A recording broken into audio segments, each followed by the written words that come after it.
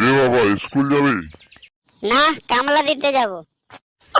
সুসেটা ভালো করে কইতে লাগছে নাকি? দেখতেই তো পাচ্ছ যে স্কুল যাচ্ছি, তার উপরে আবার জিজ্ঞাসা করার কি আছে? আরো কিছু পুরস্কার আছে নাকি? তো কি দিয়ে যাস স্কুল? ওই তো তোর দেওয়া হেলিকপ্টারটা বাইরে দাঁড় করা আছে, ওই হেলিকপ্টারে উড়ে যাব। কে রে, বাপের সাথে বিটলেবি করস? জানো যে হেঁটে যাব, তারপরে তুমি জেনেও পুচ করছো কেন? একটা তো বাইক কিনে দিতে পারো। উপরবেলা পা দুটো তোর কিসের জন্য দিয়েছে?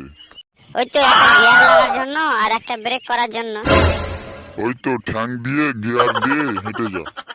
কি কিপ্টে বাবা, তাও আবার একটা বাইক কিনে দিতে চাই না।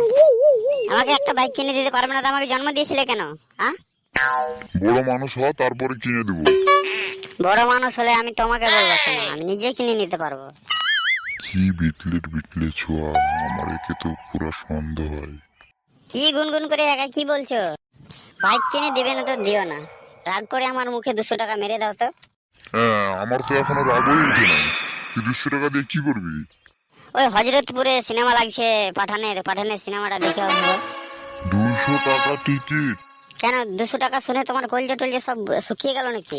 200 টাকা শুধু বলে দিলে আসে না, টাকাটা ইনকাম করে নিয়ে আনতে হচ্ছে। আরে 100 টাকা তো টিকিটে নিবে, আর 100 টাকা পপকর্ন খাবো। তোর মা কাঠখোলার ভুজা পেয়েছে, ওই ভুজা তুই পকেটে ভরে নিয়ে যা, বসে বসে ওখানে যে খাবি। কি যে যুগ জমানা আইলো এখন! আমাদের টাইমে আমরা দুটো ভাত খেয়ে যেতাম চোপড়াত, 2 টাকার মমফলি নিয়ে চোপড়াত চাপাতাম, শেষ হয়ে যেত। আর ওখানে 200 টাকা লাগবে। তোমাদের জন্ম ওই ছোট মোটো সিনেমা ছিল, আর এখন তো ওই সিনেমা নাই। 1 টাকা টিকিট তো হবে, মোবাইলের সামান পর্দা তো হবে না। আর এখন বড় করে একটা ঘরে পুরো লাগাই দিচ্ছে পর্দা। 100 টাকা নেবে না? যাই হোক, দেখে তো আসছিলাম আমরা অতি রবীন্দ্রক্ষণ আর ক্যাঞ্চনমালা এবং মমিলা টনিবাস সব দেখে আসছি। 200 টাকা দিবা কি দিবা না? এই পিটলে, তোকে 200 টাকা দেবো? 200 টাকা দিয়ে আমার পুরো বাড়ির খরচা চলবে দিদি।